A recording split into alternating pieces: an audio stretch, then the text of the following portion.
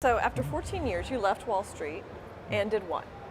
I went into the financial information business, and what happened is, again, back to my core, Merrill Lynch and Donaldson Lufkin, I went out and built a software system that would basically identify anomalies in the balance sheets and financial statements of public companies that I could use to basically predict the stock prices, back to the math again.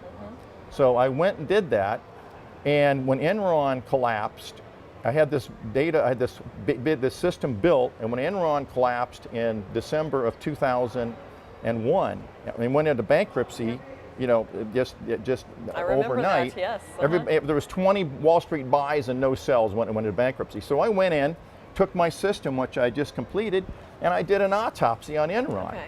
And I found out what killed it, and I found that there was 100 more other companies in the prior 5 years, including Sunbeam, that died of the exact same cause of death.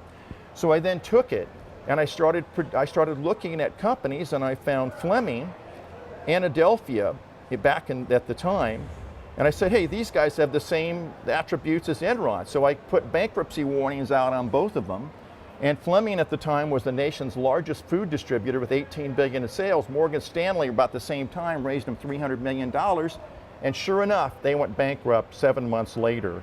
And this thing, because the company was paying dividends for 80 years on, on the New York Stock Exchange. Yeah. Adelphia Communications, which was the cable operator where the big scam was with the other one, and it had to file bankruptcy shortly thereafter, and its stock crashed too. These are multi-billion-dollar companies. Yeah, I remember. I covered all of that when they went through. So let's move forward to September of 2007.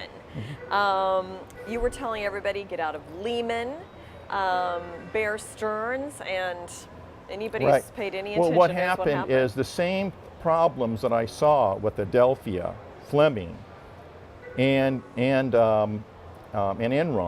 Okay. Those same problems I saw with those, I saw the same identical thing for Lehman and Bear Stearns. And I've been watching the negative cash flow, and I felt it had gotten to the point where a day of reckoning was coming, that these stocks were going to collapse. I emphatically, in my Equities Magazine column, that I was a columnist there at the time, came out and told all of my readers to exit all 5 of the major brokers. Okay. When the stocks didn't go down, I came out with another magazine article in January of 08 saying, get out of these things. These things are going to crash. And sure enough, Bear Stearns fell right after that, and then Lehman fell in September of 08. And then I came out with a third article and said, hey, Goldman Sachs and Morgan Stanley have not gone down enough. Okay, they're going to go much lower. And sure enough, they both went down by 80 and 60% from that article to the end of November. Wow.